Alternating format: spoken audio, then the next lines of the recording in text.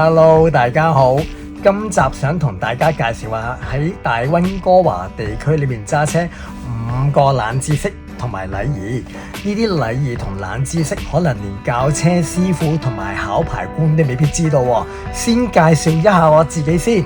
我係做病人運送服務嘅，平時就會揸住非緊急救護車，幾乎每日都會走勻成個大溫哥華地區唔同嘅城市，由市中心、住宅區、高速公路去到橫街窄巷，我都會行嘅。所以對本地嘅駕駛文化、交通設計同埋司機之間嘅潛規則，都累積咗一啲嘅心得同埋經驗嘅喎。咁我以下咧就累積咗5點咧，係教車師傅都未必知道或者未必會教你，亦都未必寫入去呢個交通條例裏邊，但係非常常見嘅一啲嘅例子，咁啊可以同大家一齊分享下啦。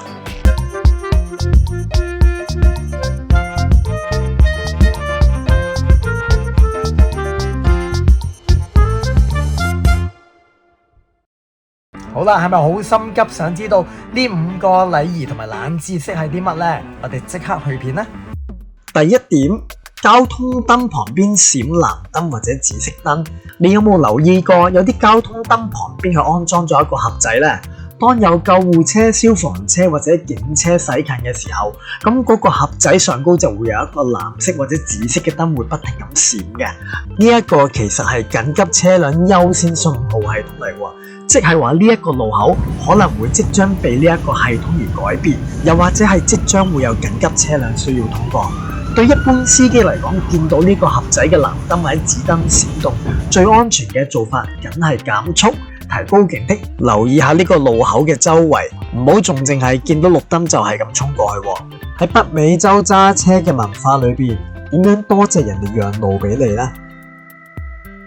喺香港揸車，如果你 cut 人哋先，可能你會先遞一遞手 thank you 人哋。喺加拿大揸車，你應該會好常見到你讓人哋 cut 線，或者你讓人哋行先，人哋會俾一個 V 型手勢你噶噃。呢一個唔係勝利手勢，呢一個係多謝嘅手勢。呢個亦都唔係官方規定嘅喎，只係一個好典型北美洲駕駛嘅禮儀嚟㗎。簡單一個手勢，其實就可以大大咁多謝到對方，令到人哋更加舒服，令到成個駕駛嘅氣氛就和諧得多啦。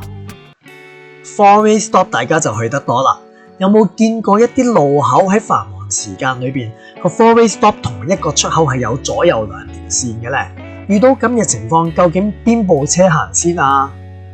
遇到咁嘅情況，究竟幾時先係到自己出得車啊？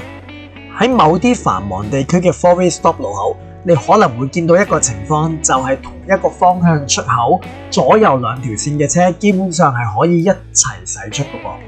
其實只要佢哋完全唔影響互相嘅行車線，咁左右平排同一時間駛出係可以接受，亦都係一個合理嘅做法嚟嘅。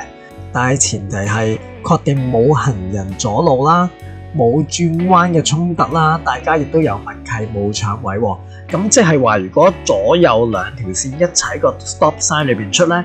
左邊嗰部車只可以直行或者轉左，而右邊線嗰部車就可以轉右啦。我遇到呢個情況嘅話，通常係左邊線係排長龍，右邊線就短啲嘅車龍。咁樣如果你係右邊部車一齊同左邊停定，只要左邊一出車，你就可以同一時間出車啦。但係如果你係左邊部車，咁你其實就唔需要你右邊部車嘅，只要你唔係轉右嘅話，咁你可以完全當佢隱形直行或者轉左，跟翻一般 four-way stop 嚟到做法就可以噶啦。之前講過 V 型手勢可以多謝對方讓你 cut 線啦，咁其實咧亦都有一個習慣就係咧打2下死火燈，亦都等於 thank you 嘅喎。呢個情況其實咧就同好多時大家喺日本揸車或者喺香港揸車都會用呢個方法㗎。不過咧就未必個人都識嘅，但係咧呢一點咧好多人都覺得好有趣喎。當你讓路俾人之後咧，有啲司機會喺前面閃1至2下呢個死火燈。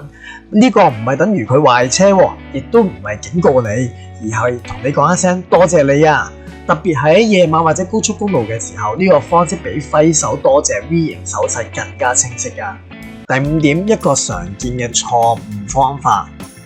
就係落車撳行人燈掣。大家有冇試過喺繁忙時間裏邊小路出大路喺個 stop sign 要轉左，又或者要橫跨條比較繁忙嘅道路？咁嘅情況之下，大家可能會等好耐，都揾唔到有車罅俾你出車㗎喎。咁好多時咧，我見好多本地人佢哋咧就會走落車，就撳一個行人過路線嘅燈掣，令到主馬路或者係最繁忙嘅馬路嗰個交通燈變咗紅色，咁佢就可以出車轉左或者通過去啦。咁呢一個做法咧，其實係錯嘅喎。呢一種做法喺法律同埋安全層面咧都係有問題㗎。行人過路燈係為行人而設計嘅喎，而唔係俾車輛裏邊嘅司機操控交通嘅。咁你落車本身已經造成咗一個額外嘅風險啦。咁如果發生意外，責任可能會入咗你數嘅喎。正確嘅做法係耐心等到一個交通空檔嘅時候先至出車啦，又或者改變行車道，原本你要轉左嘅唔改轉右咯，順住嗰個交通揾一個路口轉左再轉左出翻去你想行嘅方向，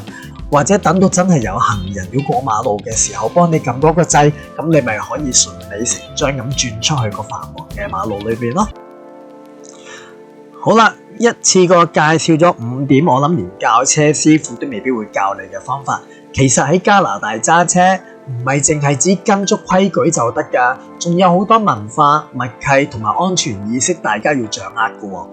如果你每日都需要揸車，又或者係仲係新移民，仲適應緊北美嘅交通同埋駕駛習慣，希望呢一個觀察同埋呢一個影片真係可以幫得到你啦，亦都可以令到你開開心心、愉愉快快咁樣揸車。如果你中意呢類型嘅影片，關於駕駛文化嘅觀察，記得留言話俾我知喎。我之後可能會再分享多啲大溫哥華地區馬路上面見到嘅所見所聞俾大家聽㗎。如果你中意我哋嘅 YouTube 影片，請你 Like、Subscribe 同埋 Share 啦。如果你哋想第一時間收到新片嘅通知，咁記得撳埋呢個鐘仔喎。